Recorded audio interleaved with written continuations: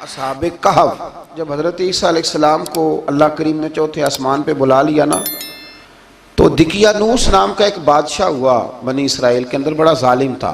उसने गुमराही फैला दी और जो लोग माज़अल्लाह कुफ्र और शिरक नहीं करते थे उन्हें कत्ल करवा देता था। तो 7-8 नौजवान अपना ईमान बचा के भागे।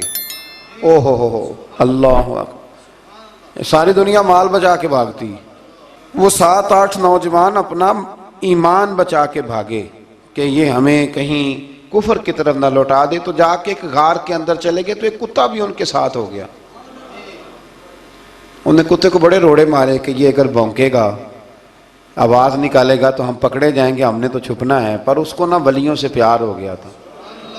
उसने कहा भगाओ जितना मर्जी मुझे, फितरत मेरी है कि मैं भौंकता हूँ, पर जब अल्लाह के वली हों तो फिर मैं अदब करता हूँ। ये कुरानी वाक़या।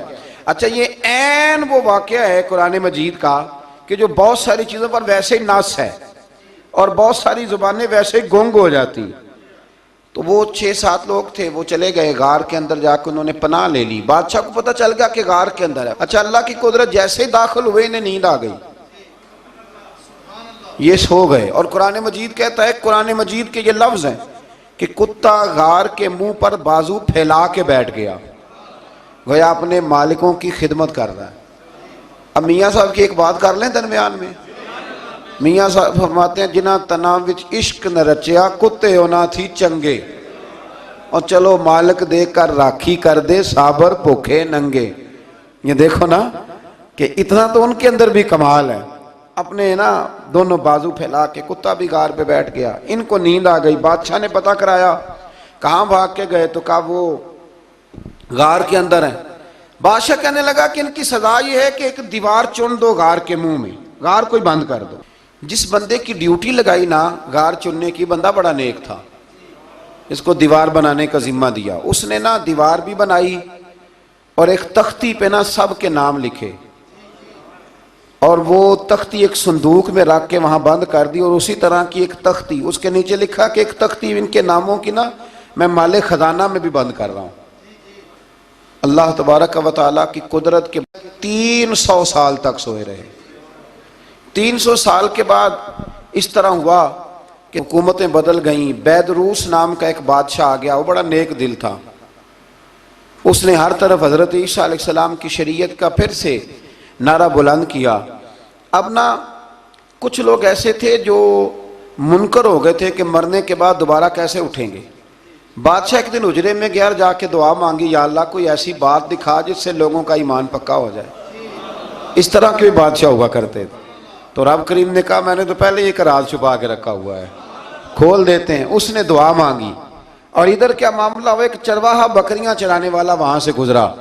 उसने सोचा ये दीवार है, अगर इसका मुंह खोल लूं ना कभी, तो मेरी बकरियां यहाँ थोड़ा सा धूप के अंदर सस्ता लिया करेंगी। उस चरवाहे ने क्या किया कि उसने वो दीवार गिराई ताकि मेरी बकरियां अंदर जाया करें। वो दीवार गिराई तो उसने अंदर 6-7 लोग सोए हुए देखे और कुत्ता भी सोया हुआ देखा। अल्लाह तबारक व तआला अपनी कुदरत से, अपने फजल से उनकी करवटें भी बदलता रहा। अपनी कुदरत से एक तरफ इंसान पड़ा रहे ना तो आज़ा गल जाते हैं, उनकी करवटें भी बदली जाती, मुनासिब रोशनी भी दी जाती और हारत भी। उसने दीवार गिराई तो उनकी आंख खुल गई। एक दूसरे से कहने लगे, आज तो बड़ी गहरी नींद सोए हैं यार, आज तो लंबी नींद पूरी कर ली, चलो भूख बड़ी लगी है, एक दोस्त को भेजो। ये सारा वाकया कुरान मजीद में मौजूद है, मैं अपने लफ्जों में बयान कर रहा हूँ। जाओ एक दोस्त को भेजो बाजार से ना खाना ले आए, पैसे वही 300 साल पुरानी करेंसी।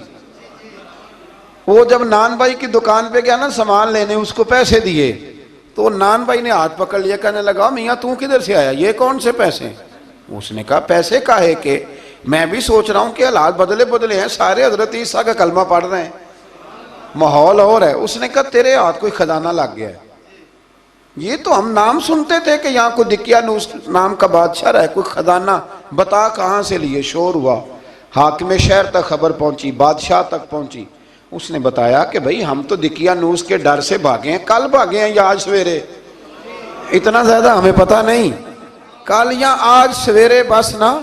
इतना सा हमें याद है कि हम गए थे, बहरहाल लोग जमा हो गए, इकट्ठे हो गए, गार तक पहुंचे।